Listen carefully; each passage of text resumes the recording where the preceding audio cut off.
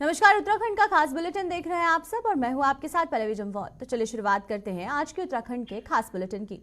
उत्तराखंड देश के उन प्रथम राज्यों में से एक है जिसने यूसीसी का ड्राफ्ट को लगभग तैयार कर दिया है। इस ड्राफ्ट को तैयार करने में प्रदेश सरकार द्वारा बकायदा टीम को गठित भी किया गया था। वहीं पर सीएम धामी ने कहा है कि यूसीसी का ड्राफ्ट तैयार करने वाली ड्राफ्ट कमेटी से उनकी बात हुई है और कमेटी ने कहा है कि जनवरी महीने में अपनी रिपोर्ट देने की उन्होंने बात कही है। कमेटी द्वारा रिपोर्ट देने के बाद जनवरी के आखिरी हफ्ते या फिर फरवरी महीने के सदन में एक विशेष सत्र उसे पेश किया जाएगा।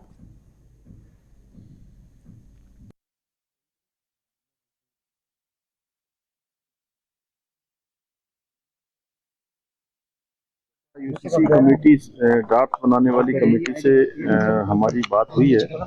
उन्होंने संभवतः हमको कहा है कि जनवरी माह में हमको जो है अपना ड्राफ्ट दे देंगे और उसके बाद जो भी अन्य औपचारिकताएं होती हैं औपचारिकता करने के बाद हम उसको विधानसभा में लाएंगे, विधानसभा का सत्र आहूत करेंगे और यूसीसी लागू करने की दिशा में आगे बढ़ेंगे।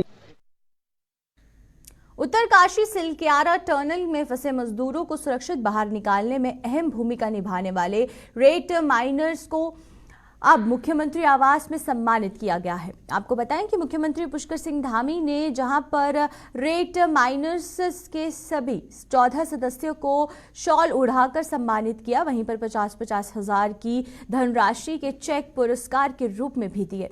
इस दौरान मुख्यमंत्री पुष्कर सिंह धामी ने कहा है कि सिलक्यारा टनल घटना में 41 मजदूरों को सुरक्षित बाहर निकालने में रेट माइनर्स की अहम भूमिका रही है। उन्होंने अपनी जान को दांव पर लगाकर खुदाई का काम किया और आखिरी पड़ाव को पार करके सकुशल सभी 41 श्रमिक भाइयों को बाहर निकालने का काम किया था। ये सभी बधाई के पात्र हैं और निश्चित रूप से इनका अभिनंदन होना चाहिए।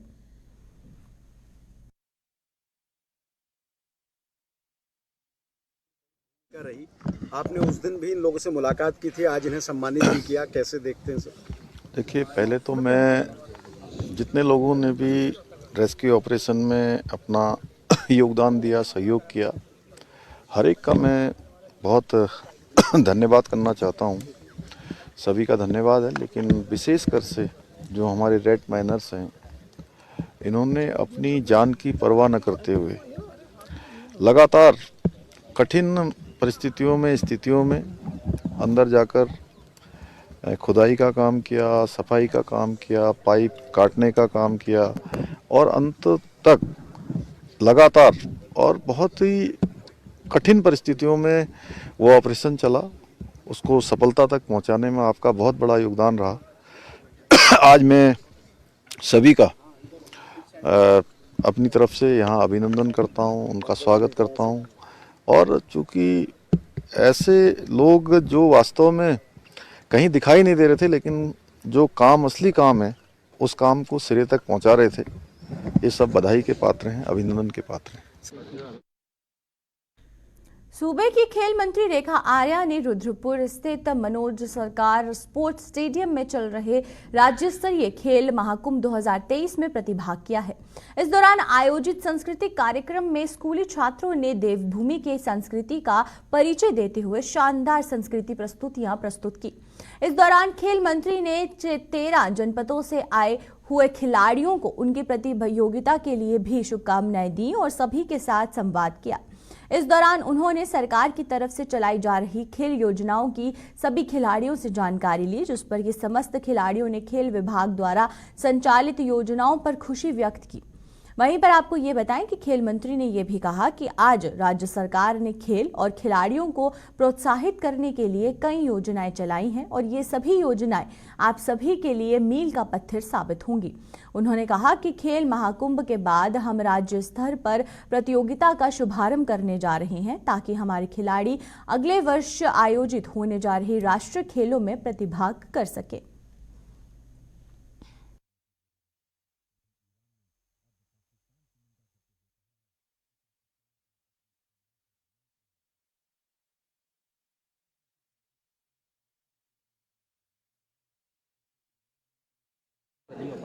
आगे और जो लगातार खिलाड़ियों के भविष्य को सुरक्षित रखने के लिए प्रदेश में खेल के वातावरण को डेवलप करने के लिए लगातार सरकार निर्णय ले रही है। मैंने 2 योजनाएं गिनाए हैं, जिसमें एक उद्यमान उन्नयन है, दूसरा उसमें खेल प्रोत्साहन है, जिसमें 8 से 14, 14 से 23 वर्ष तक के बच्चे उसमें कवर होते हैं। लगभग 8000 बच्चे इससे लाभ ले रहे हैं। इसके अतिरिक्त जो उनके प्रशिक्षक हैं यानी कि कोचेस हैं, उनका मानदेय भी सरकार ने एक सम्मानजनक मानदेय उनका राज्य बनने के बाद से लेकर पहली बार 2022 में हमारी सरकार ने करने का काम किया है। और एक महत्वपूर्ण फैसला है जो आउट ऑफ टर्न जॉब है कि हमारे बच्चे जो है जब मेडल लेकर आते हैं तो उनका सम्मान आखिरकार उनके भविष्य को सुरक्षित रखने का काम कैसे हो, तो वो आउट ऑफ टर्न जॉब भी हमारी सरकार ने धामी जी ने करके दिया है। तो हमारे बच्चे जो मेडल लाए हैं 2014 से लेकर अभी तक में, वे सारे बच्चे हमारे यहाँ विज्ञप्ति भी निकली है खेल विभाग के माध्यम से, वो सारे बच्चे अप्लाई कर सकते हैं और उस अप्लाई के माध्यम से निश्चित रूप से वो सरकारी जॉब जो सम्मान वो चाहते हैं अपने जीवन का, वो उनको वहाँ पर देने का काम जो है वो राज्य सरकार कर रही है। एक लक्ष्य और है जो मैंने इस मंच के माध्यम से कहा है कि मुझे लगेगा कि मैं खेल मंत्री होने के साथ में संपूर्ण न्याय कर पाई, वह है बच्चों को 4% का आरक्षण देना। यानी कि स्पोर्ट्स कोटा जो है वो 4% रखना या उसका किया जाना नितांत आवश्यक है और राष्ट्रीय खेलों से पहले इसका होना बहुत आवश्यक है, क्योंकि ये दोनों ही चीज़ें ऐसी हैं जो कि खेल के वातावरण को जो है बेहतरीन करने में खेल क्रांति आउट ऑफ टर्न से आई है और खेल युग की शुरुआत जो है वो 4% के आरक्षण के लागू हो जाने के बाद से मुझे लगता है वो संभव हो जाएगा। तो मेरे उत्तराखंड में अब यह परिचय है कि देवभूमि में सैन्य भूमि, हिमालय की भूमि, अन्य प्रकार से देवियों की भूमि, इस तरह से आता है। और मुझे लगता है यह वो समय दूर नहीं जब हम 4% का जब आरक्षण लागू कर देंगे तो निश्चित रूप से हमारे उत्तराखंड में जो है वह खेल भूमि के रूप में भी इसका परिचय बनना शुरू हो जाएगा। उत्तराखंड में तेजी से निवेशकों द्वारा किए गए MOU को धरातल पर उतारने की तैयारियां की जा रही हैं। शिक्षा विभाग और वहीं पर MDDA ने में भी तेजी से ये काम किया जा रहा है। DG शिक्षा और VC MDDA बंशीधर तिवारी के अनुसार शिक्षा विभाग में पहाड़ों में स्कूलों के प्रस्ताव मिले हैं। उनमें से जल्द ही ज्यादातर को जमीन दिखाकर उनको धरातल पर उतारा जाएगा। वहीं पर उनके अनुसार MDDA में 10,000 करोड़ के MOU हुए हैं और जिनमें से 5,000 करोड़ की ग्राउंडिंग हो गई है।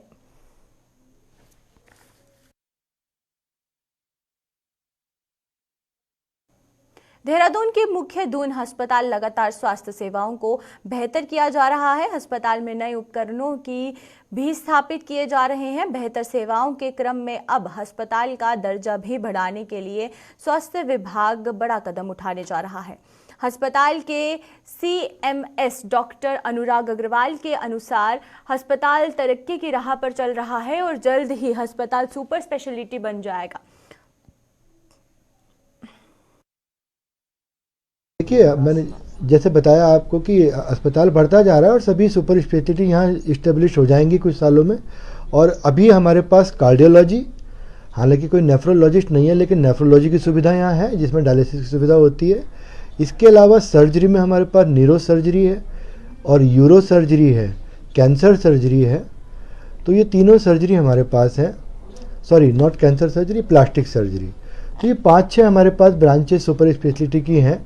इसके अलावा भी मैं बोलना चाहूँगा कि हमारे जो जनरल डिपार्टमेंट्स हैं, गायनी के हैं, ऑप्थल के हैं, सर्जरी है, मेडिसिन है, ये सब लोग सुपर स्पेशलिटी वाले केसेज को भी डील करते हैं और अपनी एक जो क्षमता उसका पूरा उपयोग करते हुए उन मरीजों को भी सुविधा दे रहे हैं।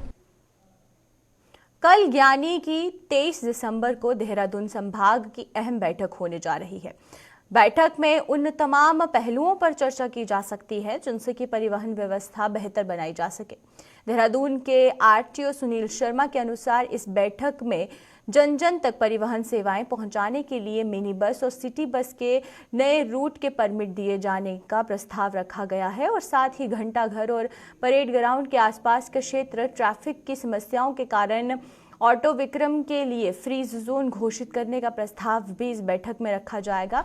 वहीं पर RTO सुनील शर्मा ने बताया है कि जनता को ऑटो विक्रम की डोर टू डोर सर्विस देने के लिए भी विचार किया जाएगा और जिसके चलते CNG और LPG के परमिट देने के साथ साथ ऐप के माध्यम से ऑनलाइन बुकिंग सेवा शुरू करने का प्रस्ताव भी इस बैठक के सम्मुख प्रस्तुत किया जाएगा।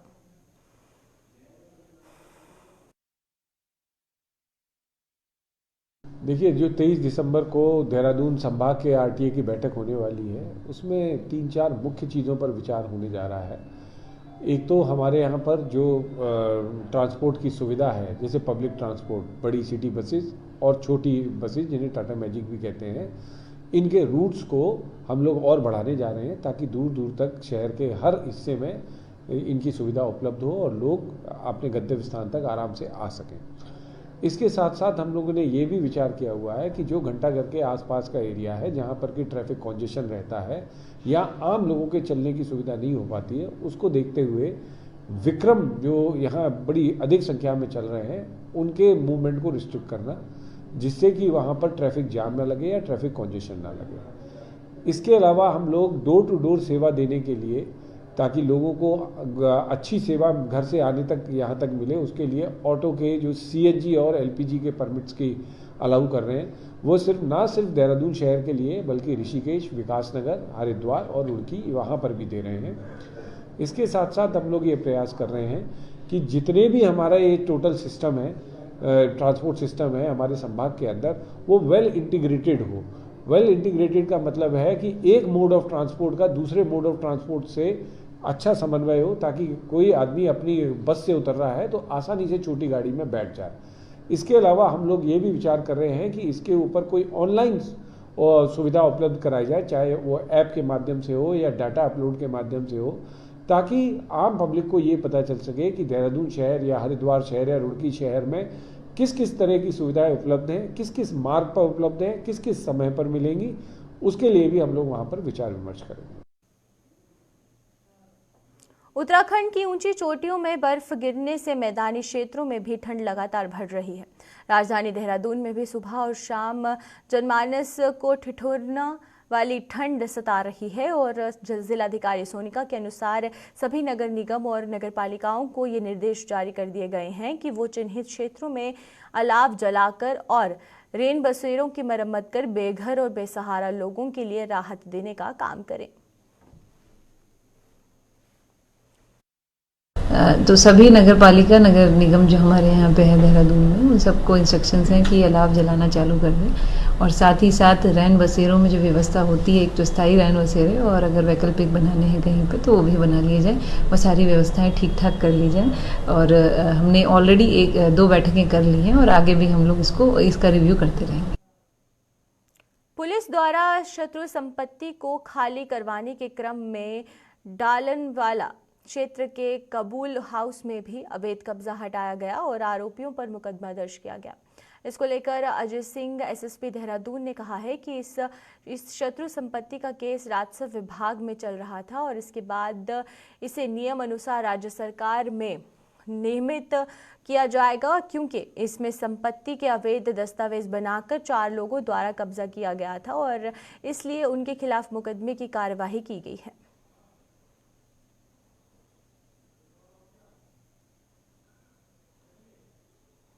नाम से एक संपत्ति डालने वाला क्षेत्र में थी, जिसमें राजस्व विभाग में केस चल रहा था। इसके बाद ये शत्रु संपत्ति थी और इसको नियमानुसार जो है राज्य सरकार में नियुक्त किया गया।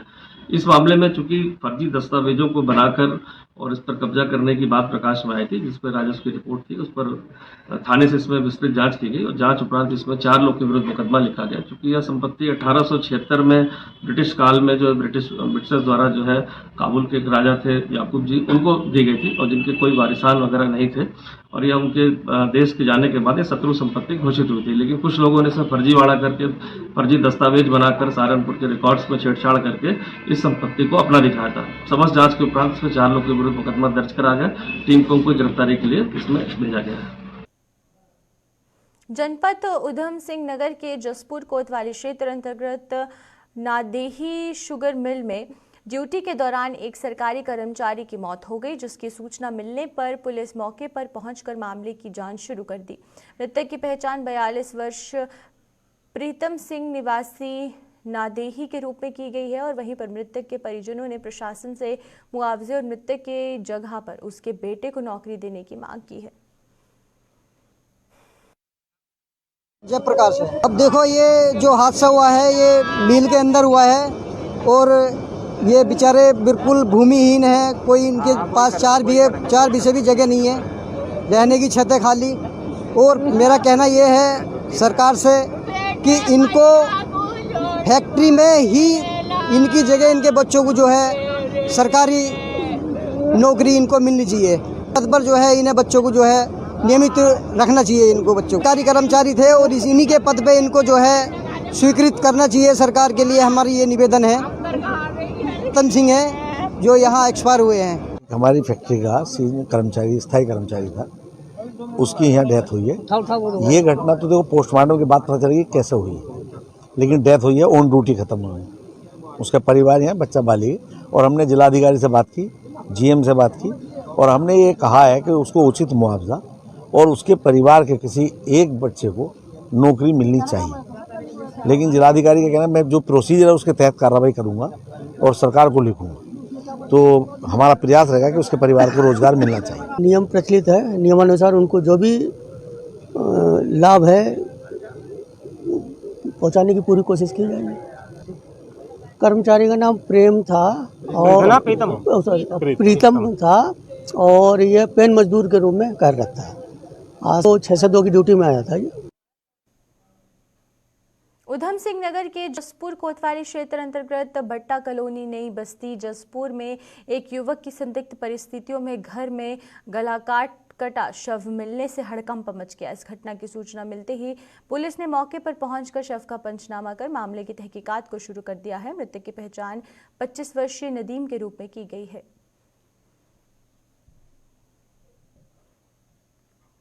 9 बजे की सूचना मिली थी कि भट्टा कॉलोनी में एक नदीम नाम का लड़का था जिसकी उम्र लगभग 25-26 साल थी। उसकी संदिग्ध परिस्थितियों में मृत्यु हुई है। उसका गला कटा हुआ है। तत्काल थाने की टीम यहाँ मौके पर पहुंची। इंस्पेक्टर साहब के नेतृत्व में हमारे सारे चौकी इंचार्ज और सब इंस्पेक्टर भी मौके पर पहुंचे। उसके बाद मैं स्वयं और क्षेत्राधिकारी भी मौके पर पहुंचे।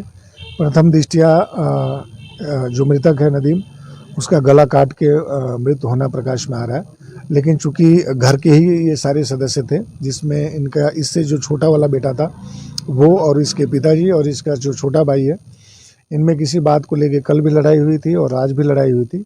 वो तीनों लोग घर से फरार हैं। प्रथम दृष्टया ये हत्या का मामला प्रतीत हो रहा है। अभी हम इसमें पंचायतनामा की कार्रवाई कर रहे हैं। पोस्टमार्टम की रिपोर्ट आने के बाद और जो यहाँ से भगे हुए हैं इसके परिजन, उनको पकड़ने के बाद ही पूछताछ के बाद स्पष्ट हो पाएगा कि किन परिस्थितियों में यह घटना हुई है।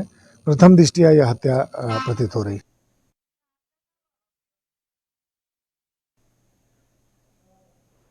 यातायात नियमों और हेलमेट पहनने के प्रति जागरूक करने के उद्देश्य से ऋषिकेश में 2 दिवसीय जागरूकता अभियान चलाया जा रहा है।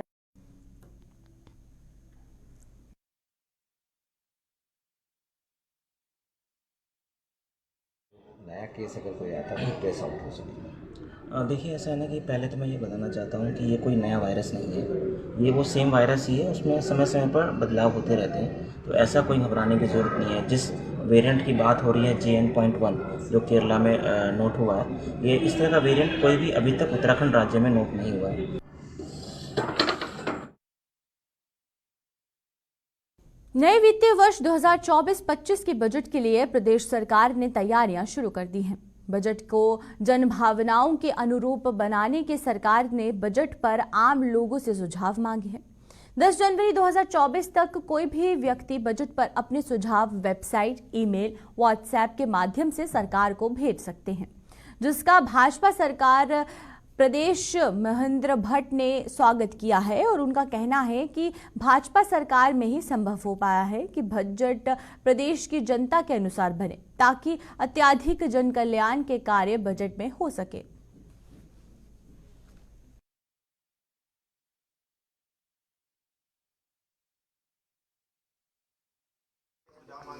देखिए, क्योंकि हमारे प्रदेश के माननीय वित्त मंत्री जी ने हर वर्ष जब भी बजट का विषय आता है तो जनता से उनके संदर्भ में सुझाव लेने के क्रम में चलते हैं। और अच्छा भी है क्योंकि सरकारी तंत्र द्वारा ही निर्धारित योजनाएं बने, उसके कई बार जन सहभागिता कम दिखाई देती है। लेकिन ये बड़ा विषय है कि उत्तराखंड में हो चाहे केंद्र में भी, अब भारतीय जनता पार्टी जनता के सुझाव को अपने बजट में समाहित करती है और उन सुझाव के आधार पर आगे उत्तराखंड का बजट बनेगा। धन्यवाद। धामी सरकार ने उत्तराखंड के बजट की तैयारियां शुरू कर दी हैं। सरकार ने इस संबंध में जनता से सुझाव आमंत्रित किए हैं। वहीं पर कांग्रेस की सरकार द्वारा जनता से मांगी गई राय पर सवाल खड़े किए गए हैं। प्रदेश कांग्रेस के प्रदेश प्रवक्ता शीलपाल सिंह भिष्ट ने कहा है कि सरकार सिर्फ खानापूर्ति और औपचारिकता करती है। सरकार अपने चहेतों से राय मांगकर खुद ही अपनी पीठ थपथपाती है, जिसका कोई लाभ जनता को नहीं मिलता। आपको बता दें कि धामी सरकार ने वर्ष 2024-25 के लिए राज्य का बजट तैयार करने की प्रक्रिया शुरू कर दी है और इस क्रम में वित्त विभाग ने जनता से सुझाव मांगे हैं और सरकार का दावा है कि जनता की राय के आधार पर ही बजट तैयार होगा। वहीं पर विपक्ष ने सिर्फ इसको एक खानापूर्ति ही कहा है।